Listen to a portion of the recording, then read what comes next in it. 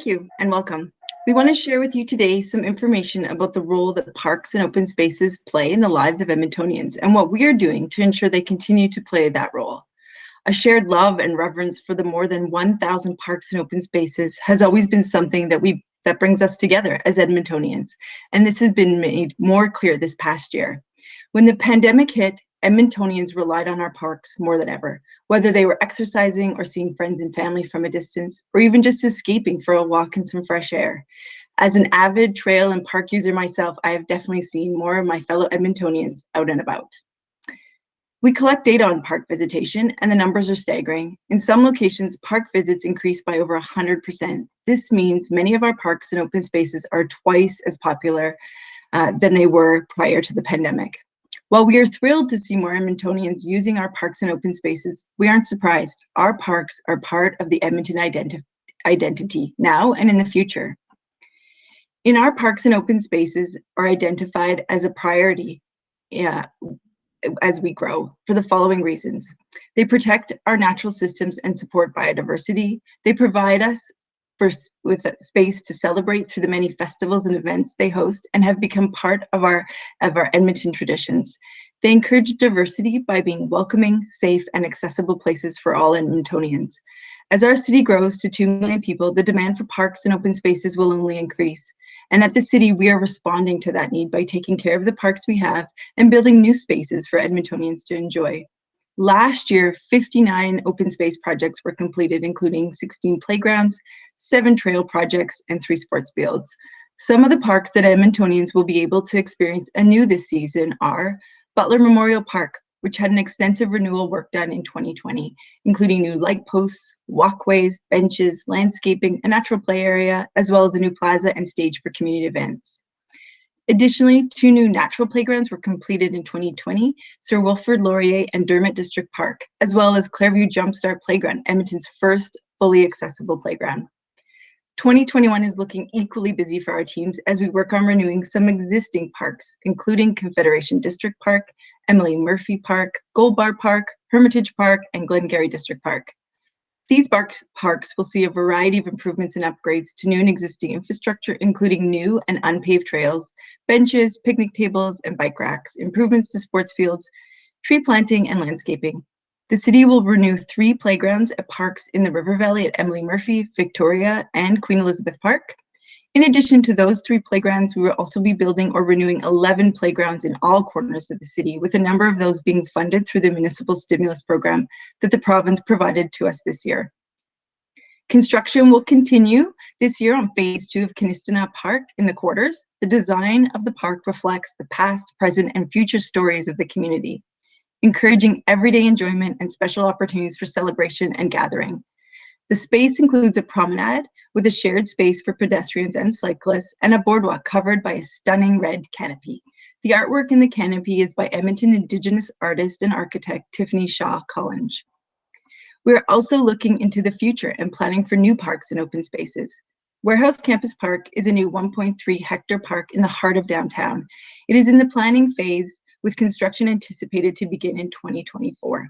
The park will provide much needed green space to address the needs of current and future downtown residents, students, and workers, as well as be a destination for visitors of Edmonton. We are also in the planning phase for Touch the Water Promenade project with more public engagement planned for summer 2021. With Touch the Water, we are exploring ways to improve access to the Central River Valley. If this project moves forward and receives funding for construction, it will include opportunities to celebrate heritage, encourage recreation, and connect people with nature. Planning for new parks and taking care of the ones we have is essential, and we don't do it alone. We work closely with our colleagues and fellow park lovers in Parks and Road Services. I'll now pass it over to them. Travis. Thanks, Suzanne. Alongside our plans for these great future parks, we're also planning the future of our naturalized spaces in Edmonton. Caring for our parks and open spaces includes preserving and celebrating the natural plant and animal species found in Edmonton. One way we accomplish this is through naturalization, an ecologically based approach to landscape management used to transform highly maintained land to a more natural condition. This summer, the city will begin the process of naturalizing 150 hectares of land around stormwater management facilities throughout the city. This is in addition to the nearly 280 hectares, or more than 4% of city parkland, that has been naturalized or has begun the naturalization process since 2014. In these areas, you may see longer grass, but if you look closer, we're growing new homes for bees and birds, for new trees and local vegetation and flowers. These are important residents of our city too. Naturalization is a process, an important process. It helps protect the banks of stormwater management facilities like wet ponds from erosion and captures rainwater. It also reduces stormwater runoff and reduces the risk of flooding. Like we mentioned, naturalization increases habitat and food sources for plants, birds, wildlife, and beneficial pollinators like bees and butterflies, and increases areas for planting trees and shrubs, which in turn provide benefits to residents such as windbreaks, shade, and beautification. We will be sharing more information about naturalization and our plans later this year, with an opportunity to take you or your outlets on a guided tour of sites in various stages of naturalization, should health and safety restrictions allow. Beyond naturalization, there are several methods and techniques we employ to keep our green spaces healthy and vibrant for our communities. And I'll now pass things over to Travis, who will outline our approach to caring for these important green spaces this year. Thanks, Nicole. As we've said, our parks and open spaces are a treasured asset that connect people to nature, each other, and their community. We take pride in taking care of our parkland responsibly. We work for Edmontonians each day to maintain more than 1,000 parks, 4,100 hectares of turf. That's equivalent to around 8,000 CFL football fields.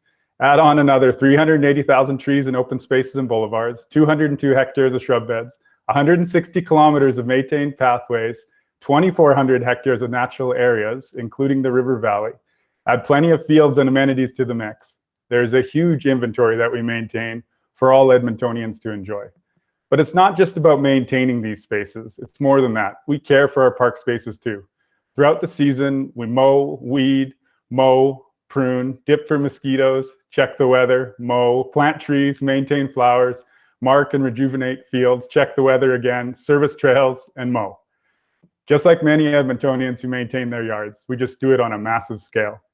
We know certain spots need more care than others. We fret about areas that get too much water or too little water and adjust our approach to these locations in a dynamic way. And we always remember there's a bigger purpose here.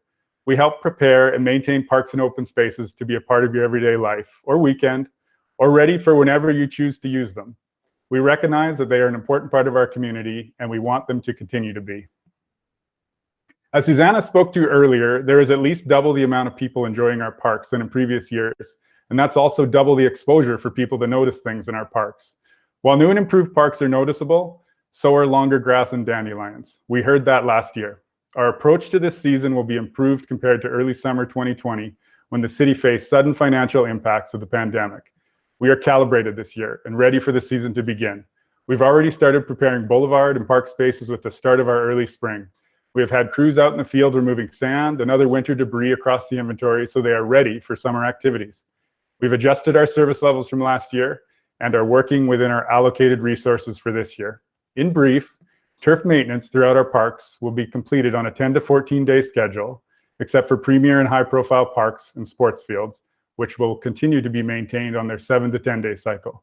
Last year, as a result of the pandemic, turf was maintained in parks on a 21 day cycle before service levels were increased to a 14 day cycle in July. From weed control and grass mowing to shrub and flower beds, our service levels are available online in more detail. We also know that weather plays a big role in how our parks and open spaces look, and unfortunately, we don't have much sway with Mother Nature. Depending on the amount of precipitation we get this summer, you may see things like more dandelions and areas of taller grass, especially in the early part of the spring and summer, when dandelions begin to bloom and seed and grass is growing at its fastest rate. We're doing our best to help you enjoy these green spaces. If you see crews out there, a thumbs up and a wave is always appreciated. They're working hard to provide the best experience possible. Thanks, Travis. As I said at the beginning, our love for our parks and open spaces is one of the things that makes us all Edmontonians. Our teams work closely together to ensure that we are providing new park spaces for Edmontonians to love and taking care of the ones we have. We are looking forward to a busy spring and summer, and we encourage all Edmontonians to explore our parks and open spaces. We ask that while you're enjoying these spaces, please be mindful and continue to do so safely. Please spread out and make use of the many parks and amenities available in your neighborhood and throughout the city. Thank you.